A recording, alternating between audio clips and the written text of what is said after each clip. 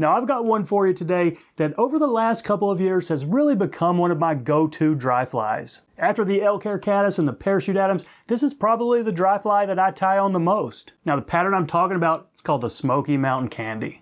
It was created by Walter Babb of Sweetwater, Tennessee.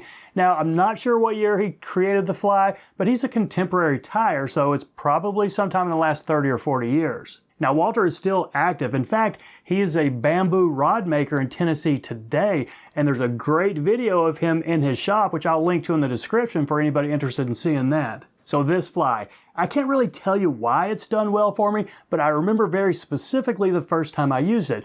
I know it was on the gunpowder, and for anybody familiar with this, I was at Falls Road wading the fast water upstream, and I was probably getting skunked for the day, which is nothing really new, but I needed something that would float well that I could see through some pretty fast riffled water. So I look at my box and I find this thing and I think this is going to work, and over the next half hour I catch 3 decent wild brown. Now of course after that day I start using the fly more often, and it continues to do well for me on the gunpowder. It's done well on the Savage River, and I've done well with it on some brook trout water in Southwest Virginia. And get this, now the fly has worked well for me up in New York. So stick around after the tie if you want to see some footage of me using this thing up in the Catskills.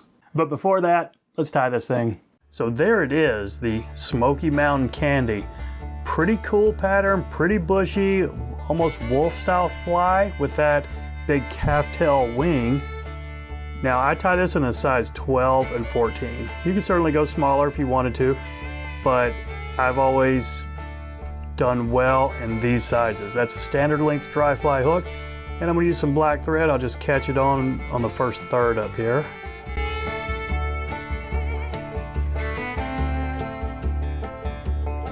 Now the first thing I'm going to catch in is some calftail, and it's a pretty big clump of it, and I'm trying to stack it. It doesn't always stack all that well, but it looks like it did okay right there.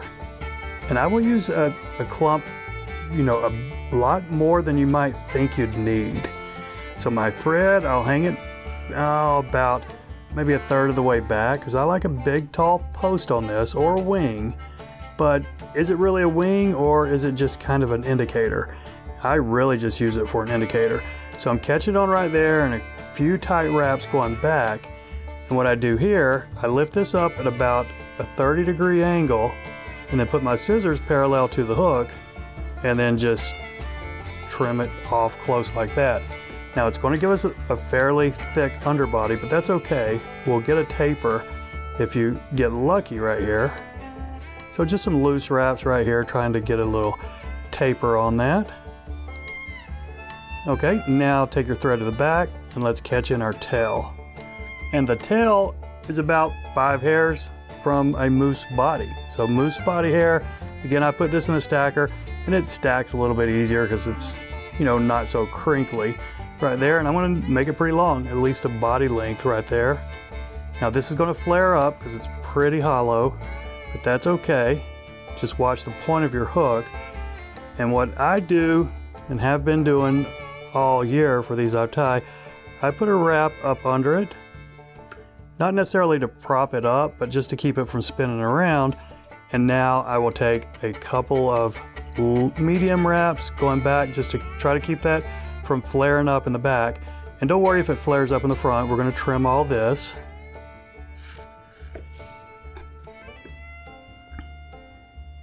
Okay, now a few wraps just to smooth this out right here. Now let's prop this up before we dub our body in.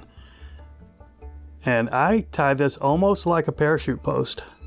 Several wraps underneath, and that's probably not going to prop it up 90 degrees, but it'll get a nice flare up to it. But here's what I'm talking about tying it as a parachute post. I put one wrap just around the hair post right there. So that kind of holds it together. And now maybe another wrap or two just to try to get it standing up. So almost like you were doing a parachute. But let's take our thread back, put some wax on it. And the dubbing on this calls for a dirty yellow. So this is actually kind of a mix of PMD and a sulfur. It's just a yellow with a little bit of orangish brown in it. And don't put it on very thick because our underbody's already pretty thick. So dub a thin noodle here, and this is a super fine. You could use a fur if you want, and I'm sure that's what they did 100 years ago.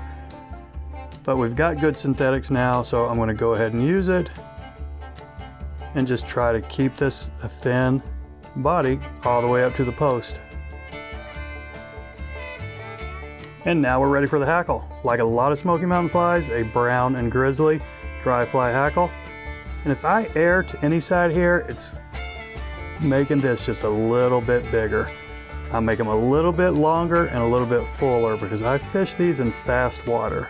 So I'll put a wrap behind it, a couple on top, and now let's go ahead and lock it in up front and snip this excess.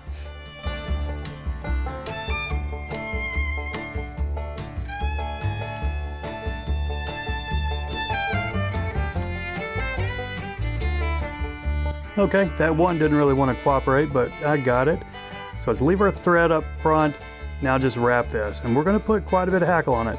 Maybe 2 or 3 wraps behind it, 2 or 3 in front of each feather. So I like it bushy. You know, I guess this is your preference on how bushy you really want it. But again, I fish these in some pretty fast riffled water, and I think that's where they do best. It's where it's always done best for me. So let's wrap this, secure this first feather with 2 wraps, and snip the excess before we wrap the next one.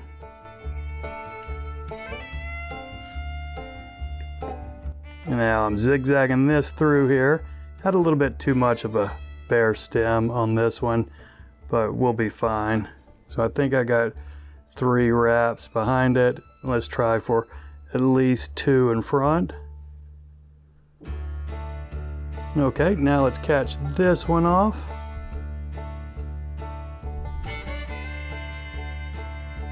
And you have an option here if you want to go ahead and snip that excess or work on your head first. Let's just work on our head first, and then we'll take care of that, the rest of that feather in just a second. So try to pull these back really is the best you can without jamming your thumb on the point of the hook.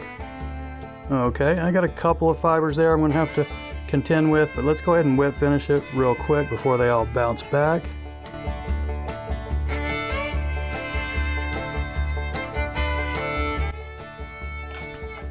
And now we got this long feather here, and we're definitely going to have some cleanup. To avoid this much cleanup, I probably should have started that post a little bit farther back, but this is definitely a fishable fly and it is going in my box. So I'll just take care of these right here and maybe get out my singe tool if I want to really clean up this head. But as long as I can get a tippet through there, I think I'm fine. I got a fishable fly and I'm good with it. So that's it, everybody. I appreciate you watching. Stick around if you want to see me using this thing on the beaver kill. Okay, thanks for sticking around. Now let me set the stage for you just a second. It's early July, I'm up in the Catskills, and I'm fishing the famed Junction Pool. It's the confluence of the Beaver Kill and the Willowemoc. Now it was mid-morning, and there were already half a dozen people fishing in the pool, and I didn't want to mess with that. So I wade over to the skinny tail out where the pool starts emptying back into the Beaver Kill. Now this is some pretty fast, choppy water. You'll see in a second, and it's where the guy at Trout Town Flies said, nobody fishes that stretch. It's too hard to fish, and you don't ever catch anything. But I love this kind of water, and I've got a Smoky Mountain fly that's usually done pretty well for me in it. So I tie this thing on, and on my second drift, I get a fish. And over the course of the next 30 or 40 minutes, I ended up with 5 fish. Now, none of them are monsters, but 9, 10, or 11-inch wild brown trout in this fast water, that's a lot of fun fishing. So here are a couple of clips of me using this fly in that water. Now this is some fun water. It's fast, it's riffly. Fish don't get a long look at your fly. Hard to get good drifts down here, but not impossible. And if you get a fish like that, they're pretty fun to fight in this current. So let's see if I can get downstream of him. Yeah, he's wanting to go back up. All right, let's net him. All right, pretty little wild brown. Not real big, the hook's already out of him. Maybe 9 inches right there, can you see that? That's why this water's so fun. Oh, there we go, look at that. All right, he took it. How big is this guy? Not real big. But he's an all right fish. Little wild brown. I'm assuming wild, I don't know. Get the net out for him. Come over here in the shallow water, buddy. All right. Wet my hand.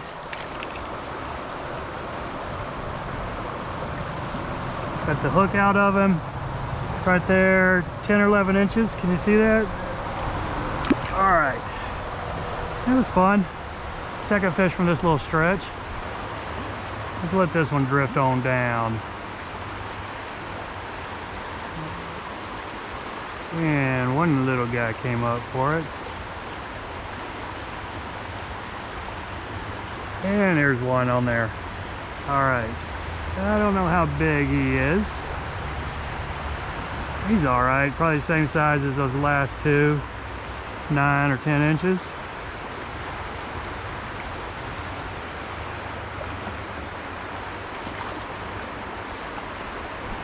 Another little brown.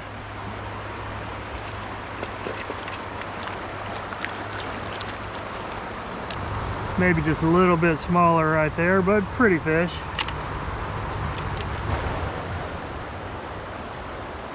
All right, well that was the third brown trout out of this pool on this little Smoky Mountain Candy. So who would have known a classic North Carolina fly was going to do this well here. There's the fourth. This is some pretty fast water, but I could see some fish being in the right along the edges of it. Maybe the seam right up here. Maybe right there where I'm drifting that. Got a lot of glare, hard to see my fly, plus this fly is kind of worn out and it's not got a lot of float left in it. It's got a little bit. I can see it most of the time. There we go, there's a fish. All right, stay upstream, buddy. Don't come down on me. All right, how nice is this guy? There he is. Come on, buddy. I can't see him. He's trying to go deep on me.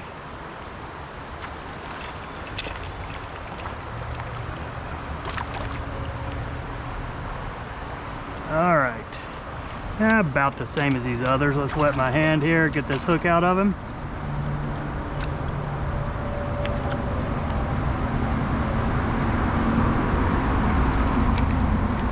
Maybe a little bit longer. This guy looks, I'd say, almost 12 inches.